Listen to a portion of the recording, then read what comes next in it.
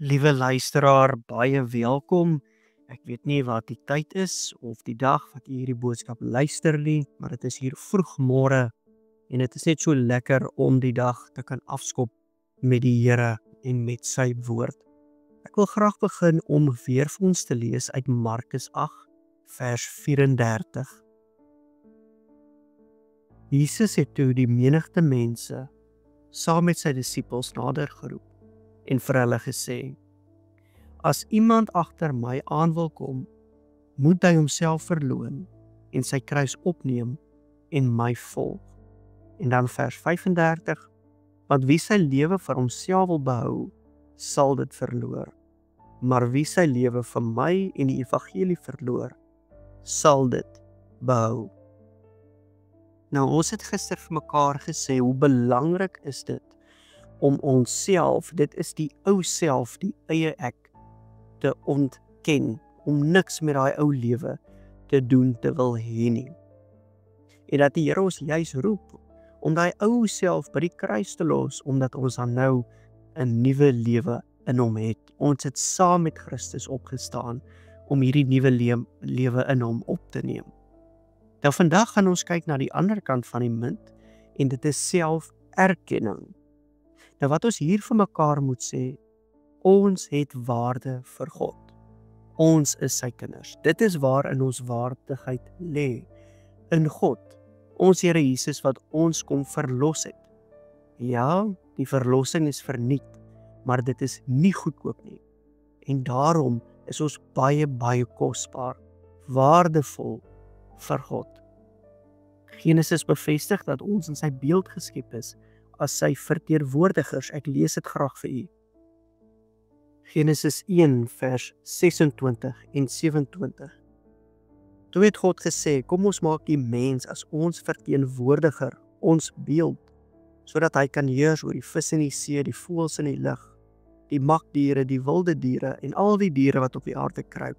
En dan 27, God het die mens geskep as sy verteenwoordiger, as beeld van God het hy die mens geskep, man en vrou het hy hulle geskep.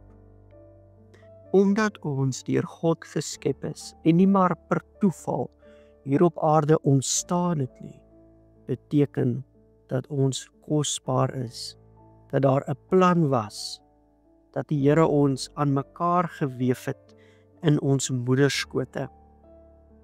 Jesus se houding in die Nuwe Testament teenoor vroue, kinders, Samaritane, sondaars, bevestig dat mense waarde het, en dat sonde nie die enigste ding is wat 'n mens definieer nie. Jesus kyk dieper, hy is lief vir die mens, maar haat die sonde. En die kruis van Jesus bewys dit juis. Aan die kruis sien ons hoe God regverdig oordeel oor die sonde van die mens. Maar aan die ander kant sien ons hoe lief God die mens het, en hoe hy vol genade is, om elkeen wat glo te red. So nou is die vraag, moet ons dan nou onsself ontken, of moet ons onsself erken?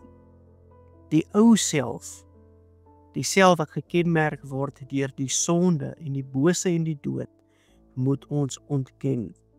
Ons moet niks met daai ou self te doen wil hê nie.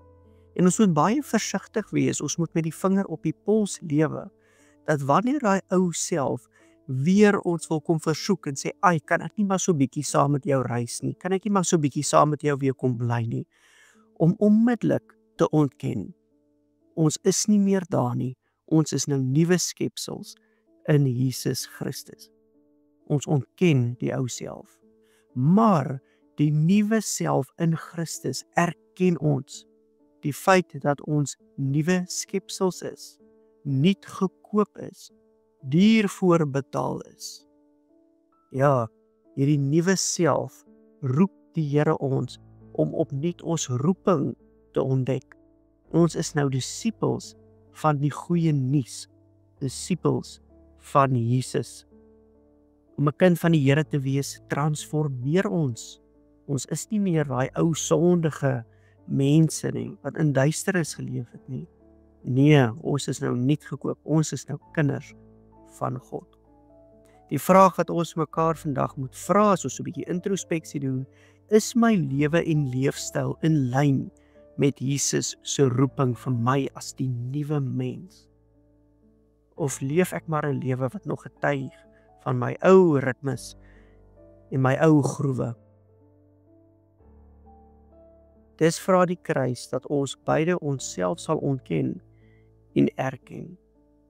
Ons vra die Heilige Gees om ons te help om te breek met die ou ritmes en die nuwe ritmes op te neem.